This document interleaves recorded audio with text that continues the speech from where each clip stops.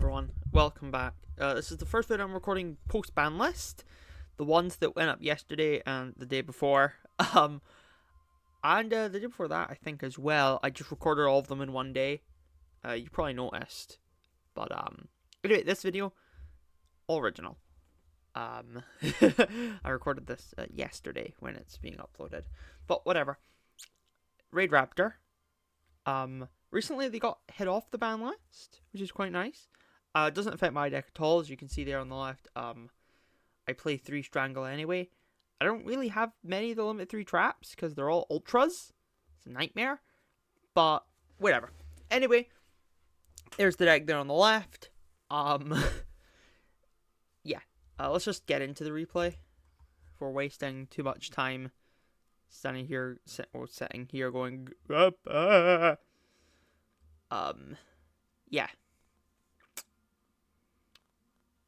If it will load, that'd be quite nice.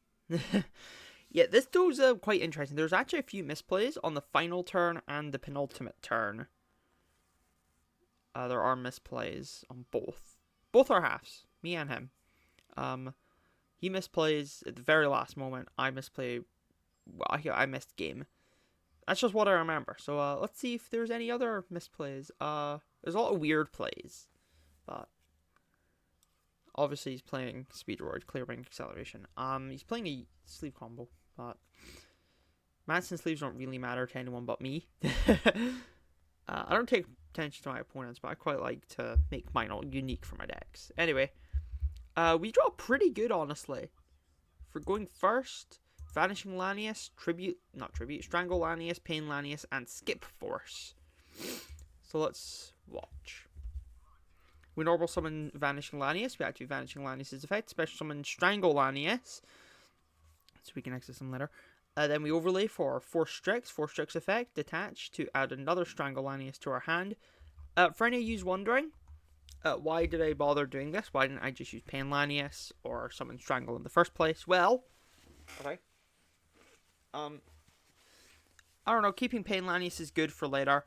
And Strangle Lanius has an effect where he can resurrect a monster from the graveyard if you control an Xyz monster that has another Xyz monster as Xyz material. However, you're locked into darks for the rest of the turn.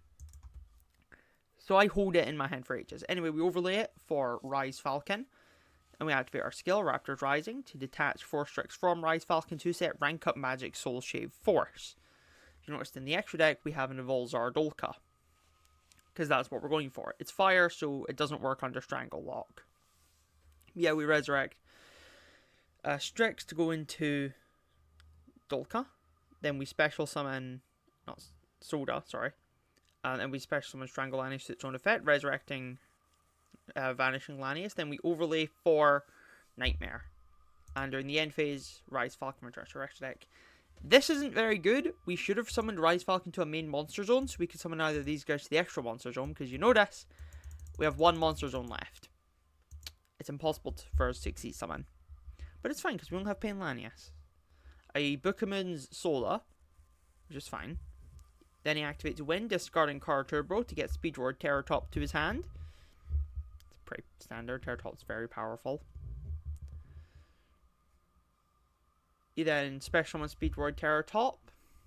I just immediately chain Nightmare to flip his guy face down before it can add double Yo-Yo to his hand. Our recent semi-limit, but you're not playing it at 2 yet. Now I'm keeping track of his hand. He sets 1, he sets 2, passes. Anyway, we flip Solda over. He warning points Solda, so we just pass. By the way, we drew Mimicry Lanius, so not the greatest hand. Setting Mimicry Lanius wouldn't do anything. Anyway, he then activates the skill to get Denden Neko Duke in the graveyard. Normal summons Fuki Midoshi Piper. He excavates 1, he adds Takatomborg. I don't really get this, but... And he special summons Takatomborg effect. To get Red-Eyed Dice out. Then we Solda the Red-Eyed Dice. Just to stop him from doing anything too funny. Because we can play around what's coming. Kite Drake. We can play around that easy. He Kite Drakes to try to wipe our field. We Nightmare. This forces him to pass because he's already normal summoned. Now, it's time to have fun with Book of Moon. We normal summon Raidraptor Mimicry Lanius. Then we'll activate Pain Lanius' effect from our hand to take damage and special summon itself, making itself level 4. So if you can hear what's going on outside. Anyway, we exceed summon for 4 Strix. We then add Tribute Lanius to our hand for next turn. Now we can overlay... we banish Mimicry Lanius, to add Strangle Lanius. Yeah, I'm remembering now. Then we overlay it into Rise Falcon. We activate our skill, Raptors Rising, to detach 4 Strix again. Setting Raid Force, because we already have Skip Force in our hand. We change Rise Falcon to level 6, rank 6, sorry. Then we activate Skip Force to push to the edge our rank 8 Satellite Cannon Falcon. Then we activate Strangle's effect, special summoning itself, then use its own effect to resurrect another copy of itself. Now this is a misplay, right? We should not have changed Rise Falcon to level 6, to rank 6, because then we could have summoned Revolution Falcon instead of Satellite Cannon. Because he has no back row, Satellite Cannon is kind of just numbers. But Revolution Falcon would have destroyed that and still had attacks. So, misplay on my behalf. Anyway, we enter battle. Then Kite Drake adds Takatomborg. His hand is Takatomborg, double yo-yo. We have Book of Moon set, so we're going to have to be quite careful. Anyway, then we attack with both our Strangle Laniuses. We should have won this turn, but we didn't. Anyway, the 4 Strixes are returned to the extra deck. On his turn, he sets a card. Then he normal summons double yo-yo effect. Now, bear with me. I've said that there's a rule of thumb. Always hit the tuner. Well, in this scenario, he has another tuner in his hand ready to special summon, being the Takatomborg that we saw him add. So I'm thinking, if I hit the tuner, he just special summons Takatomborg and gets red-eye dice from his deck anyway.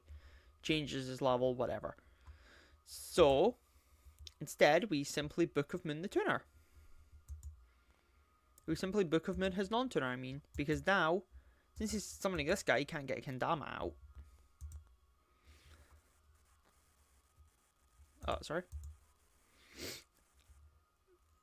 And with that flip down, he surrenders immediately. He could have kept this going because he had a line for Crystal Wing, fun fact.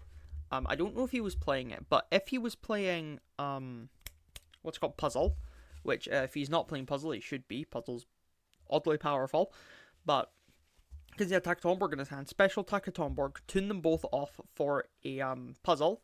Then he activates Dendin Daiko Duke in the graveyard to get Fuki Midoshi Piper back. He can get his Excavate 1.